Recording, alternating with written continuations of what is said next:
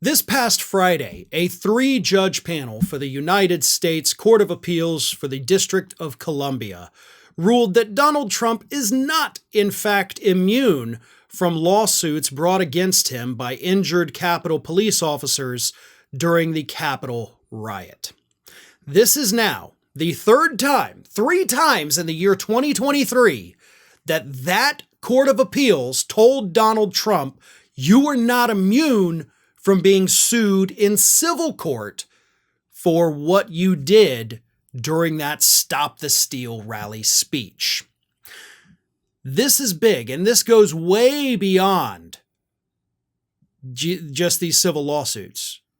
This is going to have dramatic implications for Donald Trump's criminal lawsuits, because let's not forget, Donald Trump has appealed Judge Tanya Chutkan's ruling saying he doesn't have immunity. He's appealed that to this exact same court. The court that told him three times last year, you're not immune, now gets to decide if he's immune from criminal prosecution, a decision they have not yet handed down, but they will begin their hearings on that on January 9th.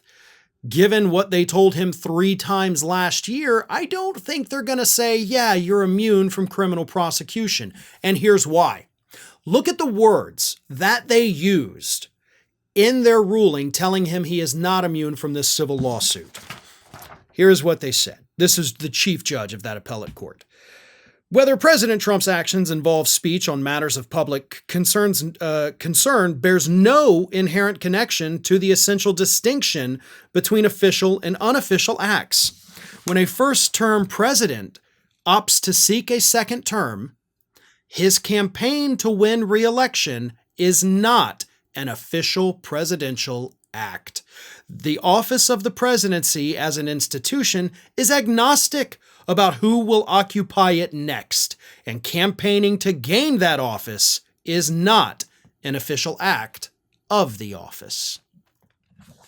Now that may seem a little bit confusing, but let me kind of, use normal words to say it. The things you said at that Stop the Steal rally, you didn't say them as president, you said them as candidate Trump. Therefore, you're not immune from being sued when those words you spoke led people to become violent, which then led to the injuries of these individuals. You are liable for that. At least, you're allowed to be sued for it. You can go to court and prove that you're not liable for it.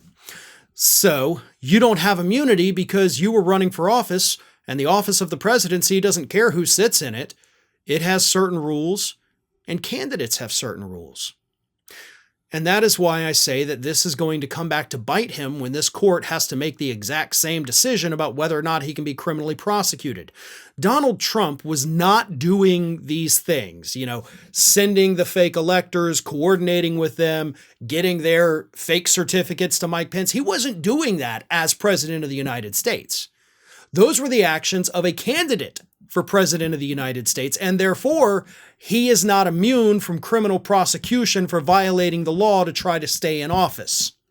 Now again, this court has not ruled on immunity in the criminal cases, but using their exact same logic in the civil case, we should be able to extrapolate what they will do in the criminal case, and it's not going to end well for Donald Trump. Ring of Fire is just a few subscribers short of hitting that 1 million subscriber milestone. So if you're not already subscribed, please go ahead and do so and stay up to date with all of the latest from Ring of Fire.